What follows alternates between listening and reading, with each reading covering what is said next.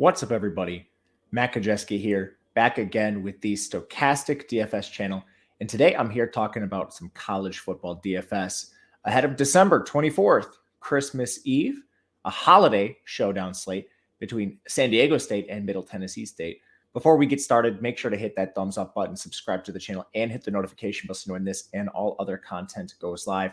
We're also brought to you guys today by No House Advantage. And if you've never heard of No House Advantage, they have a bunch of cool ways to take advantage of player props. And brand new, they have a first match deposit bonus up to $100 when you click in the video description below. But how does this work?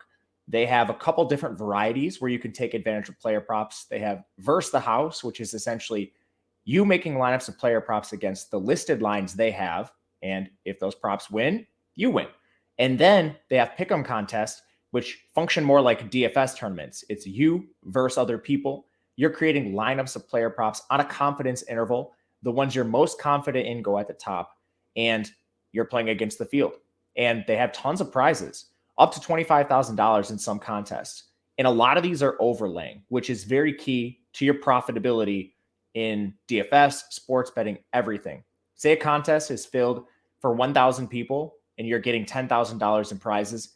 Even if 500 people join that contest and they don't get quite to 1,000, they still have to pay out all of the prize money, which can be a big boon to your bankroll. So make sure to check them out. Tons of good stuff going on over there, including college football. But let's dive into the slate, and happy holidays to you all, by the way. Coming to you live from a very, very cold Wisconsin. I'm sure a lot of you guys are dealing with the same. We're bringing you behind the glass. This is our player data usage tool. If you're listening to this on podcast, you can find it on YouTube. And subscribe, leave a rating and review if you can. That helps a ton. So thank you if you've done that. Single game showdown, San Diego State, Middle Tennessee State. It's a 7-point spread in favor of San Diego State, a 47 total coming down quickly, down from even 48.5 this morning. Two teams that are polar opposites. You have a San Diego State team incredibly slow, 126th in pace, 43% pass rate, and Middle Tennessee State runs an air raid, 12th in pace, 55.5% pass rate. And both of these defenses are kind of uniquely situated to stop their opponents. Middle Tennessee State, they only allow 3.6 yards per rush attempt. They've neutralized a lot of good run games, which might happen against San Diego State. Well, the back end of San Diego State's awesome. Only 6.7 yards per pass attempt allowed. They've neutralized a lot of good passing attacks, and this is an air raid for Middle Tennessee State. So who wins out? Let's talk from a DFS perspective on San Diego State first. You have quarterback Jaden Maiden, pretty expensive here on both platforms. We have pricing out for FanDuel as well. He's $16,200 in the captain on DraftKings, but his stats are a little depressed because he didn't start the whole year. So like the rushing stats in particular, 205 yards. If San Diego State hadn't trotted out Braxton Burmeister to start the year, this probably would be closer to 400, 500 rushing yards. He's very mobile. And then as a passer, he's actually been quietly pretty efficient, and he's grown throughout the year. He's averaging 246 yards per game on just 28 attempts. That's really good for Maiden. He's automatically in consideration at captain just due to lack of alternatives. And we'll start to get to that. When you look at the backfield here, it is a complete mess. Jalen Armstead missed their most recent game. He's now had about a month to recover, so I think he's going to play. You're not going to get great beat reporting from this game, so just be wary of that. But Armstead led the backfield in the two prior games prior to his injury. But regardless, this is probably a timeshare. With Armstead out, you had Jordan Byrd leading the team in snaps and carries. There was only 6 carries, so take that for what it's worth. And then the second most active player was Chance Bell, but he didn't even receive a carry. He only had 2 targets in the pass game. Keenan Kristen was second among backs with 2 carries. It's going to be split. You might see some Cam Davis in the mix. They don't have a lot of transfers here leaving the program, which honestly kind of muddies things from a backfield perspective. If I'm playing one of these guys, I'll play Armstead if he's active. Otherwise, Bird if he's out. And then I'm probably just going to try to go cheap here and play the Keenan Kristens of the world, the Chance Bells of the world, even though I don't feel good about them. This is a GPP situation here. Receiving game has been actually pretty consistent for this team through most of the year. You have your top 2 receivers in Jesse Matthews and Tyrell Shavers. Only 5 targets separates them, and the receiving leader, Tyrell Shavers, is actually significantly cheaper on DraftKings specifically. It's actually flip-flopped on FanDuel. On DraftKings, Shavers at 8,100 in the captain's pretty attractive. Only 4.8 targets per game, but he's still averaging 48 yards. Finished with 581. Jesse Matthews, for reference, finished with 409 to kind of give you guys an idea where these players sat in terms of routes run. But it's not just that. The third most targeted receiver on the team, I guess I should say pass catcher, was tight end Mark Redmond. I think he's very much in play here. His route shares have been very good historically. Last game, they did drop to 62%, but he'd been above 70% in the 5 games prior, and he averages 78% of the routes on the year, so I'm not really looking too much into that. I think Redmond is a fine play in terms of target volume and price. He's very, very cheap, and he makes a lot work in your lineup. And there is some upside with him. So completely fine with Redmond. The wide receiver 3 is Mekhi Shaw. His route rate has bounced a little bit over the place. Let's look at the last 4 games. 87%, 68%, 55%, 82%. So this does ebb and flow here. I'm still fine with him as a wide receiver 3.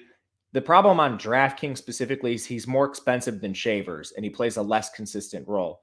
On FanDuel, it's a different story. He's $8,000. He's the third most expensive pass catcher there. I think he makes more sense on FanDuel compared to DraftKings. On DraftKings, he would just be your pay up to be contrarian option. They use Breon Penny as a rotational wide receiver 3. His route rates over the last 2 games are 34% and 27%. So you're not getting a full workload with Breon Penny. But on DraftKings, if you need a punt, he's a potential option, a potential pivot off Redmond. Redmond, little better, just 1-for-1 value, but Breon Penny will get snaps around 25 to 30% of the routes. Let's pivot to Middle Tennessee State, where we have Chase Cunningham. Basically the same price as Maiden, but slightly more expensive. It's an air raid, but tough matchup for the air raid. He throws it 38 times per game, 264 yards per game. Does have a little bit of rushing chops, 143 yards here. That's not bad. I think for upside purposes, I prefer Cunningham, but just in a vacuum, Maiden's going to project a little bit better. He's a better rusher. The team has a much higher implied team total because they're 7-point favorites. But that's not to say I don't like Cunningham. I think he's certainly viable here in this spot. The running game changed a little bit. You had Frank Peasant working as the feature back for a few weeks, and then it sort of changed. And over the last couple games, it has shifted towards Darius Bracey, which is important here because you might look at the box score and see FIU is the final game. Well, that score was 33-28. It was a close game. And Bracey played more snaps. He outcarried Peasant 20-9. I think this is probably a timeshare to some degree moving forward, but I'm going to side with Peasant based on the larger sample size of work here. Bracey, I think, is an interesting contrarian play because we don't really know for a fact who's going to lead the backfield in touches. I think both these guys should be in play just because of the raw volume that Middle Tennessee State just uses in their offense. And last thing to note on the run game, Chase Cunningham, he does have designed rush attempts of 9 and 8 over the last 2 games. It's pretty good for a mobile quarterback, just giving you another feather in the Chase Cunningham hat. Again, I slightly prefer Peasant, but he is a bit overpriced on this slate. Bracey, he's more neutrally priced in my opinion. Getting to the pass catchers, and this is a fun spot to target. You've got a lot of 4 wide sets for Middle Tennessee State, and their number 1 receiver, Jalen Lane. Watch for opt-outs here. I don't think we see any, but you always got to worry a little bit here. So I just want to note that before we start. Jalen Lane is their wide receiver 1 in every sense of the word. Routes, he's up above 80% consistently. 8 targets in the past 2 games. The third most recent game, if you're watching on YouTube, he was injured, so don't make too much of that. Averages 8.1 targets per game, 83 yards. He's very much the receiver you want to pay up for if you're paying up for one. The wide receiver 2 on the year in terms of yardage was actually Isaiah Gathings, 490 yards for him, about 44.5 per game on 6.2 targets. He's actually tied with Yusuf Ali for the second most targets as well. So I do think Gathings is probably the 2 here. His route rate is also the second best recently.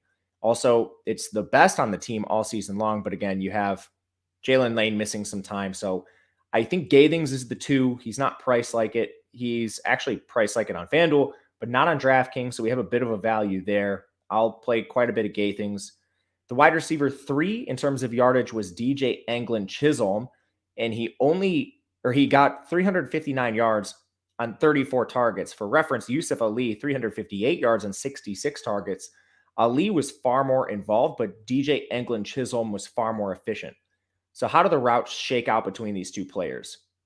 Well, honestly, it's kind of ebbed and flowed a little bit for them. You have Yusuf Ali with a 65% route rate, but his routes over the last two games are 53% and 57%.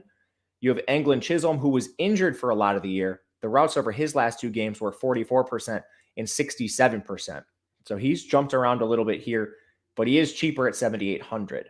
I think my preferred play right now is going to be to get to these gay things in Englund Chisholm lineups on DraftKings and play more of the Yusuf Ali's on FanDuel, where he's only 8,500. And again, I like Lane a lot. I'm going to be prioritizing him as the most efficient pass catcher. Names to mention just as your very, very deep potential dart throws. Elijah Metcalf. He played a pretty big role here when Jalen Lane went out. So I think he's the wide receiver 5. If someone were to get injured or opt out, Elijah Metcalf, I think, would be the first guy you see on the field. And then you have Bryce Bailey. He's kind of ping-ponged around between 20 and 30% of routes.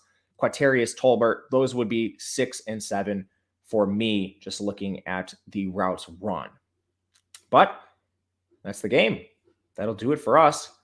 Let me know in the comment section what you think. If you agree, disagree, any questions, hit the thumbs up button, subscribe to the channel on the way out. And if you'd like to, follow me on Twitter. I'm at Matt_Gajeski. Love chopping up college football with anyone who would like to converse. Otherwise, we'll be back doing this every single bowl game throughout bowl season. So make sure to check those out. Until then, good luck, and we'll see you later.